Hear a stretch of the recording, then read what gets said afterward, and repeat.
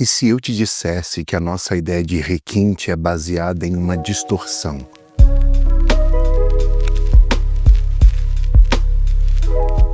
Mármore branco, polido, perfeito, era essa a ideia de distinção explorada por escultores renascentistas e meio que permanece até hoje.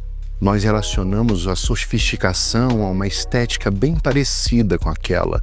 Arquitetura, design, obras monocromáticas são consideradas por muitos de nós como sinal de distinção e bom gosto.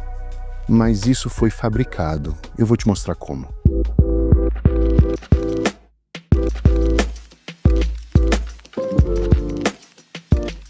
Imagine-se caminhando em Atenas uns 2000 e tantos anos atrás.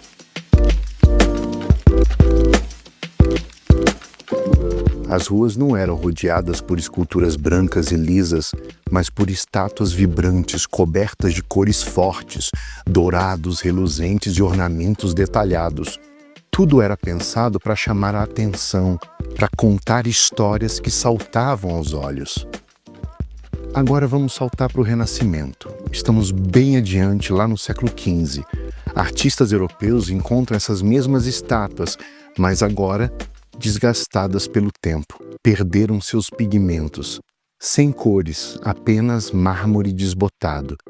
E para os renascentistas isso veio muito a calhar. Eles estavam em busca de algo que simbolizasse pureza, uma espécie de ruptura com as cores vibrantes da arte medieval que eles consideravam vulgar. E assim, o mito da antiguidade branca nasceu. Nasceu distorcendo o passado em nome de criar uma diferença, criar uma distinção entre a arte medieval e a arte que os renascentistas queriam inaugurar. E é aqui que está o problema. Nós nunca voltamos ao passado.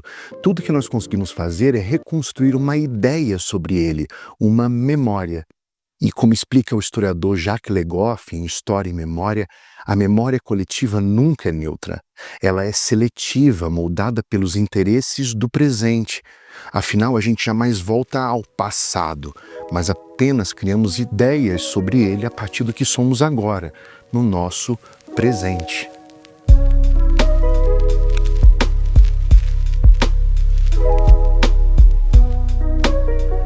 No caso do Renascimento, a memória da antiguidade foi esculpida, literalmente, para refletir um ideal de pureza e sofisticação. Mas não era o passado que eles estavam recriando, era o presente que eles desejavam. Criar no presente uma distinção em relação àquilo que queriam negar. Agora vamos avançar alguns séculos, vamos para o século XVIII.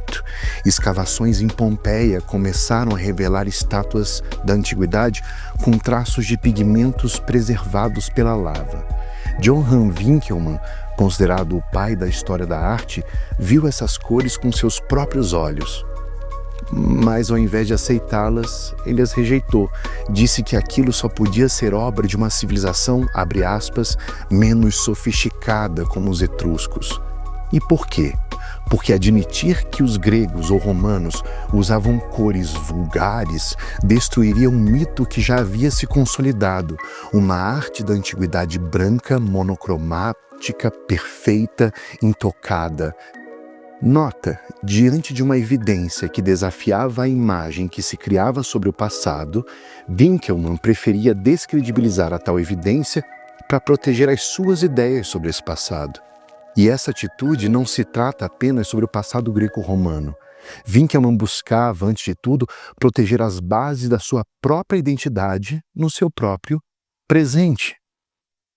Essa ideia não era só estética, ela se tornou a base de uma identidade.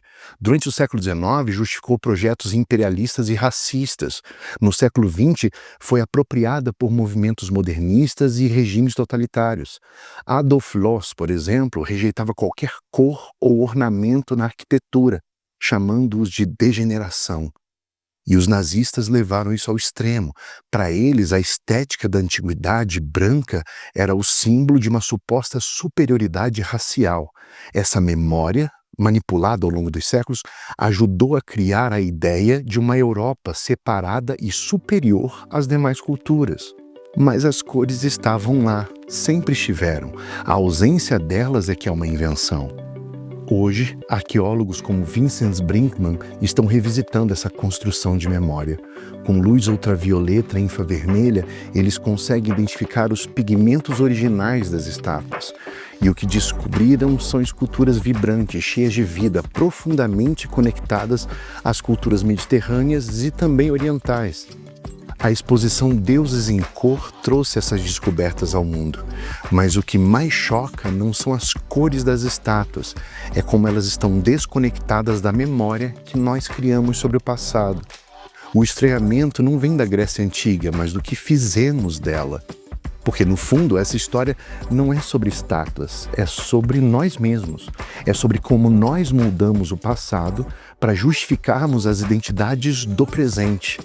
Nota como uma arte monocromática é utilizada ainda hoje para marcar uma diferença? Uma diferença, por exemplo, entre arte europeia e, digamos, uma arte africana. Há muito mais em jogo do que apenas a escolha por pintar ou não as estátuas. Então, o que mais estamos distorcendo? Que outras memórias do passado a gente usa para moldar quem nós somos hoje? A arte greco-romana não foi branca, e talvez essa seja a lição mais importante. Toda memória é uma escolha. Ou melhor, é fruto de uma disputa, mas uma disputa no presente. Resta saber se a gente está pronto para encarar as nossas.